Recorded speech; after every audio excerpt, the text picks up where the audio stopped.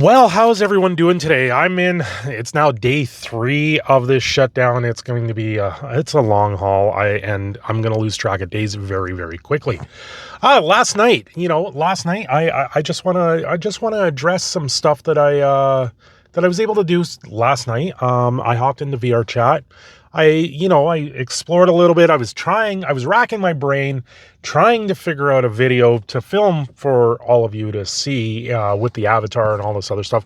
I have ideas, but the problem is I don't know how to edit them properly. It's something I got to take back to the drawing board and refigure out because the idea I have, I think is something very unique, and I haven't seen many people do it online. And I think it's something I could do with the VR chat avatar and just make some very, very interesting content in that sense. But in order to do that, I got to figure out how to edit the videos. And I am now starting to wonder if I need to get a green screen. And I'm not entirely sure. So I need to take that back to the drawing board. But this is more about a experience that I had last night on VR chat. A very interesting experience overall. You know, I bounce around from world to world, just trying to find something to do, trying to find people to hang out with, trying to find people maybe to talk to. And it's not easy walking into a room and having all these people, all these avatars of people just in the room, and they're all in conversation, they're all talking. It's not easy just to walk up and talk to somebody. And it's a very unique circumstance that I'm not the type of person to walk up and interrupt a conversation. I'm not the type of person to just sit there and scream into the mic. I'm one that want to sit there and actually have a conversation, actually want to just chat with people. And it can be a little off-putting and a little for myself it's a little bit difficult. I know there's been a few groups where I've been able to jump in where they're playing games, and those are a lot more entertaining. I'm able to actually interact and talk and do things with people in that sense and just have a good time. But last night I had a very interesting circumstance. I didn't have a ton of time. I had like a half an hour to an hour to be able to do some stuff on my own. And one of the worlds I keep going to is one where you can play pool, where you can play 8-ball and stuff like that. And this is something I used to do all the time. I would go to the pool hall by myself, and I would just pay $5 an hour and play pool for like 3-4 hours at a time. And that's something I used to do on my own. I didn't have people that wanted to play. I didn't have people that I can just meet up with. And like, this is something I did as a teenager through my very, very young adult years. It would be something I would do on my own. And I'm at that point now where I'm like, okay, well, I have a kid, I have a family, I'm kind of stuck at home. And the VR chat's actually opening that world up again.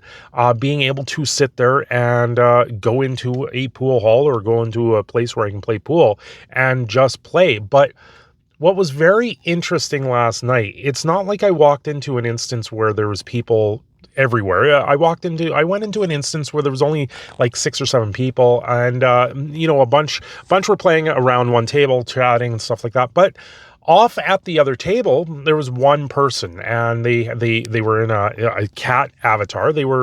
I don't bother asking if it's an actual persona or if they're just using the avatar. But what I found out, I walked up, I waved, and I said hi, and they didn't say hi back, and that was my first indication that they possibly didn't have a mic or that they were mute. And I have to say it was a very interesting interaction because the person couldn't speak. They're not someone that did speak. And, I looked at their profile and they're like, yeah, mute. And I've ran into a few people like this on VR chat, and it's a very, very interesting situation when you run into them because they express themselves in a very, very different way. There was one that was, I remember in the first little bit that when I was running around, there was one that was like a blue dragon that shot blue flame. I was like, what in the world am I looking at? And this is something that is just absolutely It's absolutely crazy to see the interactions that you get with some people, especially the ones that don't speak.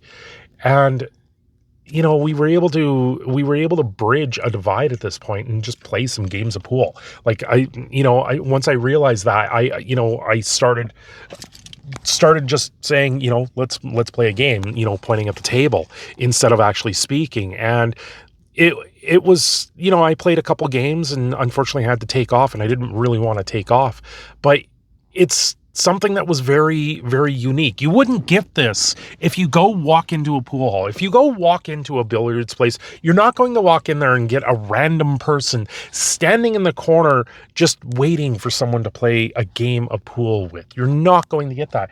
But that's the difference with the virtual reality and the VR chat. That's the difference with these things, is you have people that are in the middle of nowhere. They're doing absolutely nothing. They don't want to go out because they don't speak, or they have a disability, or they have a reason not to go out. But you wouldn't do that. Like, I'm not going to walk into a pool hall. Yes, I will play alone, but I'm not going to walk into a pool hall and walk up to some random stranger and say, "Hey, you want to play a game of pool?" No, I'm going to go into a pool hall. I'm going to pay my time. I'm going to pay my dollar for the table or something like that and play by myself before I would randomly just choose to meet someone and start playing games with. So it was a very unique circumstance, a very interesting circumstance. And I think it's one that kind of shows a little bit more humanity and a little bit more of people in general. I've always said that you give the people the tools and they will surprise you with what they can do with those tools. And that's kind of what's going on here right now. I am very surprised at the amount of interaction, the amount of people that you see in VR chat that are just there to talk or to play games or just to have a good time. And it's very different in that sense. Not everyone can leave their homes. They've got circumstance. But then this, for me right now, is opening a door to a whole new world. It's that whole new world is right in front of me. And it's something that I am very, very grateful at this point that I'm able to do this right now. In the last couple of weeks, it's been a very different scenario. And I just got to say, there's a lot of great people out there, a lot of people. And part of it, there's a very, very, very large community of furries also in VR chat, and they just want to have fun and just entertain and do things. And this is the difference that I'm now finding with it. The new communities that I'm forming, the new friendships that I'm forming at this point. It's amazing, and I don't know where else to go with this. I want to make content. I have ideas for content. The avatar idea that I have for content is next level. I just need to walk myself through some tutorials, or walk myself through how to edit, how to use Premiere Pro, or how to just edit in general properly. And I've been at this for 5 years on YouTube, and I really think it's time to step up my game. I just don't know how. So the interesting part is now I have a place where I can go. Doors have opened to me, and I want them to stay open, and I want to be able to do a lot more with that. And I think this is something very positive and very creative in the long run.